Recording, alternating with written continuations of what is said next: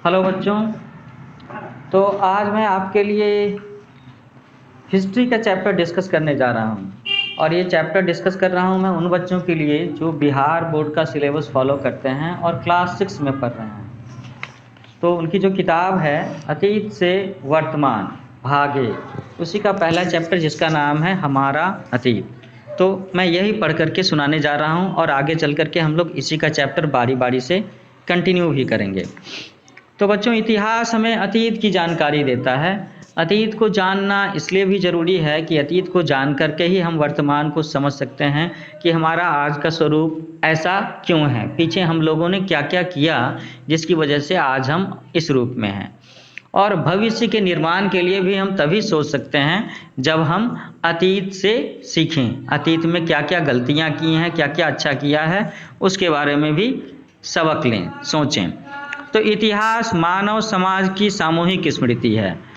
यदि कोई समाज अपने इतिहास को ही नहीं जानता है तो उसकी हालत वैसी ही है जैसे किसी ऐसे व्यक्ति की जिसकी याददाश्त गुम हो चुकी है। तो याददाश्त का मतलब ही है कि जो जिंदगी हम लोगों ने पहले जी है उसको याद रखें, उसको समझें, उसको कभी एक बार दोहरा करके देखें कि हम लोगों ने क्या कैसे किया, किस तरह की सिचुएशंस में हम लोगों ने क्या किया, क्या करना चाहिए था, क्या नहीं करना चाहिए था। बच्चों, आप जानते हो कि मनुष्य एक सामाजिक प्राणी है। हम सभी समाज में रहते हैं। यह समाज हमारे माता पिता, परिवार, गांव, शहर, देश से होकर के पूरे विश्व तक फैला है। आपने पढ़ा होगा कि आज की दुनिया एक वैश्विक गांव है। इसे हम लोग ग्लोबल विलेज कहते हैं। ग्लोबल विलेज का मतलब क्या? पूरी दुनिया में फैला हुआ गांव। तो क्या हमारा समाज सदा से ऐसा ही था या इसका धीरे धीरे विकास हुआ, धीरे धीरे इवॉल्व हुआ है? इस सवाल का जवाब हमें कहाँ से मिलेगा? इतिहास से मिलेगा। तो आप यह भी जानते होंगे कि इतिहास का संबंध अतीत के उस काल से है, उस टाइम पीरियड से है जिसके बारे में हमें लिखित साक्ष्य मिलते हैं, रिटन प्रूफ मिलते हैं। इसके अलावा अतीत का एक काल वह भी है जिसके बारे में हमें लिखित जानकारी पुस्तकों या रचनाओं में नहीं मिलती, बल्कि जमीन के नीचे दबे पुराने अवशेषों, वस्तुओं, सिक्कों और अभिलेखों में मिलती है। यह काल पूर्व ऐतिहासिक काल कहलाता है। बहुत से ऐसे समाज भी हैं, विशेषकर कबायली या जनजातीय समाज, जो हमारे साथ इसी युग में जी रहे हैं, लेकिन उनका इतिहास कभी लिखा ही नहीं गया। उनके बीच जो किंवदंतियाँ, किस्से, कहानियाँ, रीति रिवाज प्रचलित हैं, उन्हीं के माध्यम से हम ऐसे समाज का इतिहास जानते हैं। तो बच्चों, ये कबायली समाज या जनजातीय समाज एक शब्द आया है, इसे आप समझ रहे हो? तो एक्चुअली में कबायली या जनजातीय समुदाय समाज वो होता है जो बंजारे लोग होते हैं ना, जो कहीं भी एक जगह पर टिक करके नहीं रखते। कभी 3 महीने एक जगह पर रहते हैं, फिर कहीं और चले जाते हैं, फिर कहीं और चले जाते हैं, जिनका कोई परमानेंट रेजिडेंस, परमानेंट घर नहीं होता।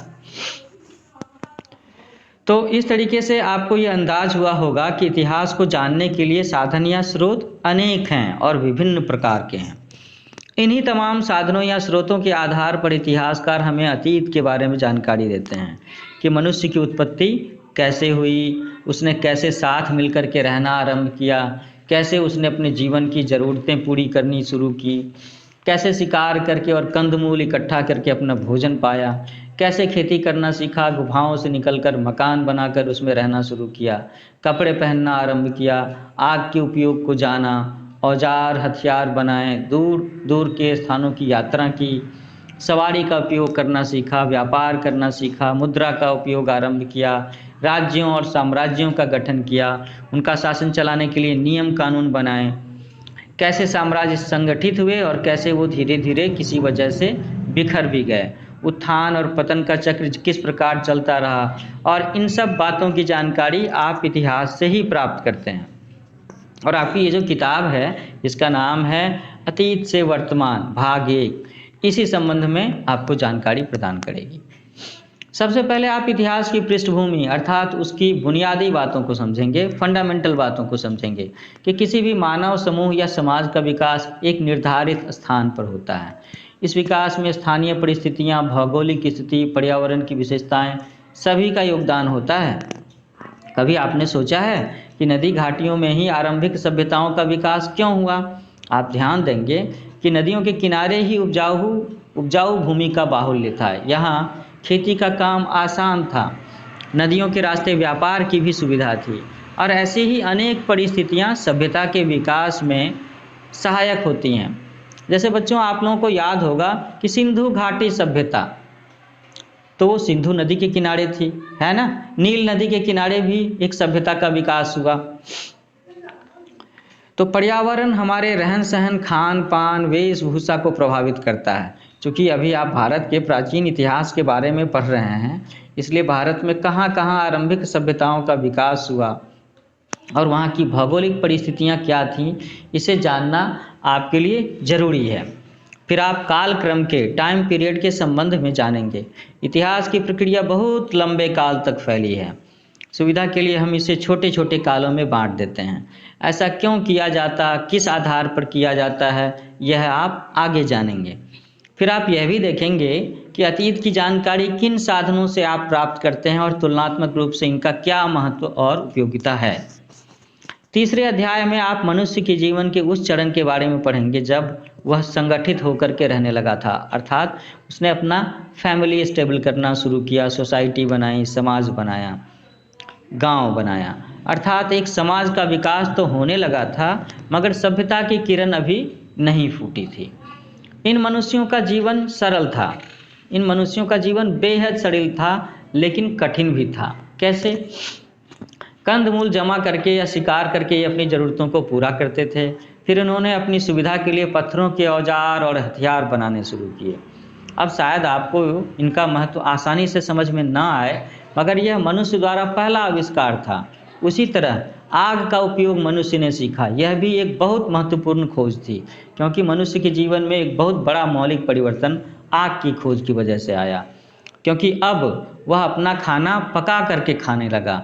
आग से वो खुद को ठंड से और जानवरों से भी बचा करके रखता था। उसके जीवन का स्तर पहले से उन्नत हुआ, डेवलप हुआ। चौथे चैप्टर में हम लोग ये पढ़ेंगे कि आप संगठित समाज की जीवन शैली को समझ सकेंगे। खेती तो मनुष्य ने सीख ली थी, लेकिन अब पशुपालन, व्यापार और यातायात में प्रगति आई। यातायात का मतलब है ट्रांसपोर्टेशन, आना जाना। कैसे हम पैदल जाते हैं, बस से जाते हैं, साइकिल से जाते हैं। स्थिर और सुखी जीवन ने सोच विचार के लिए अवसर प्रदान किया। जीवन के अर्थ और महत्व को समझने, मृत्युपरांत जीवन की कल्पना करने की क्षमता भी बढ़ी। मृतकों के दाह संस्कार के तरीके सोचे गए। मिट्टी में शव को गाड़ने की प्रथा चली, जिसके साक्ष्य इस युग से भी मिलने लगते हैं। साक्ष्य का मतलब है प्रूफ। 5वें अध्याय में आप हड़प्पा संस्कृति के बारे में पढ़ेंगे। यह वह चरण है जब मनुष्य ने अन्य अर्थों में सभ्य जीवन आरंभ कर लिया था, मगर लिपि विकसित न होने के कारण अपने इतिहास के लिखित साक्ष्य उसने नहीं छोड़े हैं। पुरातत्व या जमीन के नीचे गड़ी वस्तुओं की खोज और अध्ययन से इस संस्कृति की विशेषताएं हम जानते हैं।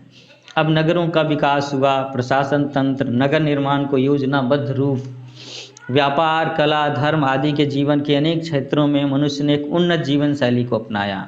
इन लोगों की लिपि की भी जानकारी थी, इन्हें लिखना आता था। अनेक मोहरों पर इनके लेख मिले हैं, लेकिन अभी तक उनको पूरी तरह पढ़ा नहीं जा सका है, इसलिए हमें पुरातात्विक सामग्री पर ही निर्भर करना होता है। 6ठे अध्याय में हम वैदिक काल के बारे में पढ़ेंगे। वैदिक युग बौद्धिक और आध्यात्मिक प्रगति का काल रहा। वेदों की रचना हुई जो आरंभ में लिखित रूप में नहीं थी, इसीलिए इनके लिए श्रुति शब्द का प्रयोग भी होता है, जैसे कि सुनकर लिखा जाना। कालांतर में फिर इनको लिखा गया। हड़प्पा संस्कृति के विपरीत इस चरण के लिए वैदिक सभ्यता शब्द का प्रयोग किया जाता है, क्योंकि अब धार्मिक और बौद्धिक रूप से मनुष्य एक उन्नत, परिपक्व और सभ्य अवस्था में जा चुका था। विकास का क्रम चलता रहा और पूर्व वैदिक से उत्तर वैदिक काल के बीच जीवन का सरल रूप ज़्यादा विकसित और जटिल बनता गया। जटिल का मतलब है कॉम्प्लिकेटेड। 7वां चैप्टर उस चरण को दर्शाता है जब भौतिक जीवन और बौद्धिक जीवन दोनों में हुई प्रगति का एक समन्वित रूप सामने आया।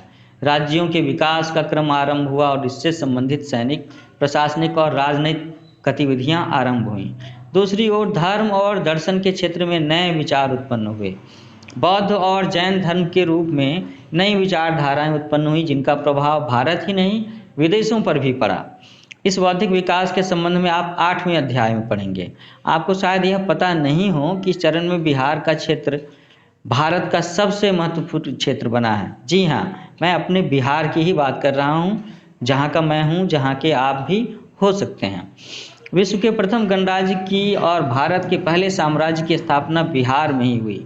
इसी तरह बौद्ध धर्म और जैन धर्म की उत्पत्ति का केंद्र भी बिहार ही था। चैप्टर 9 में आप मौर्य साम्राज्य का इतिहास पढ़ेंगे।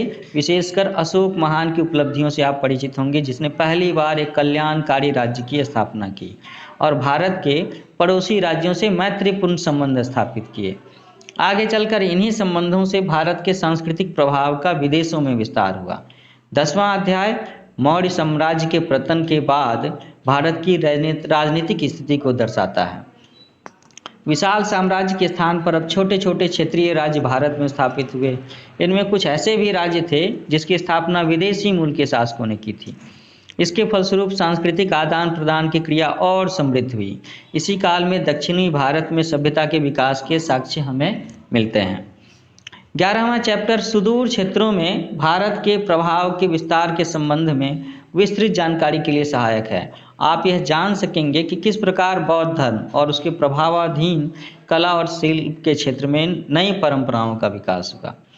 12वें और 13वें अध्याय में आप भारत में होने वाली राजनीतिक, प्रशासनिक, आर्थिक और सांस्कृतिक प्रगति के संबंध में जानकारी प्राप्त करेंगे, जबकि लास्ट चैप्टर में आप कुछ प्रमुख इतिहासकारों के संबंध में जानकारी प्राप्त कर सकेंगे। तो बच्चों, उपर्युक्त उदाहरणों से आपको यह अनुमान हो गया होगा, अंदाज़ा लग गया होगा कि इतिहास की पढ़ाई क्यों महत्वपूर्ण और उपयोगी है। आपने देखा होगा कि मानव समाज के विकास का क्रम एक लंबे समय तक चला है। इसमें उत्थान और पतन दोनों बारी बारी से प्रस्तुत होते हैं। इसके पीछे अनेक कारण होते हैं। इतिहास हमें उन कारणों का बोध कराता है और तभी हम अपने अतीत को जान पाते हैं। अतीत की जानकारी हमें अपने वर्तमान और भविष्य को बेहतर बनाने में सहायता प्रदान करती है। यही कारण है कि इतिहास को समझना हमारे लिए आवश्यक भी है और अनिवार्य भी। तो बच्चों, इस तरीके से मैंने आपकी किताब अतीत से वर्तमान भाग 1 इसका पहला चैप्टर डिस्कस किया है। हालांकि इसमें बहुत सारी बातें ये बताई गई हैं, 2 भागों में रख सकते हैं सारी बातों को, कि इतिहास को पढ़ना क्यों ज़रूरी है, क्या फ़ायदा है। दूसरी बात कि हम लोग आगे के जो चैप्टर्स पढ़ेंगे उसमें किस किस चैप्टर में किस किस मुख्य बातों की चर्चा की गई है, उसके बारे में पढ़ेंगे। तो बच्चों, आप मेरे चैनल का नाम याद रखें, न्यू एज कोचिंग। जल्दी ही हम लोग एक और लेक्चर सेशन के साथ में मिलेंगे और आगे चल करके मैं आपके लिए बहुत सारे लेक्चर सेशन डालने वाला हूं, जो आपकी पढ़ाई के लिए, रिवीजन के लिए बहुत फ़ायदेमंद साबित होगा। तो हम लोग जल्द मिलते हैं। तब तक के लिए आप अपना ख्याल रखें, स्वास्थ्य का ख्याल रखें और पढ़ाई का ख्याल रखें। ठीक है, धन्यवाद, शुभ।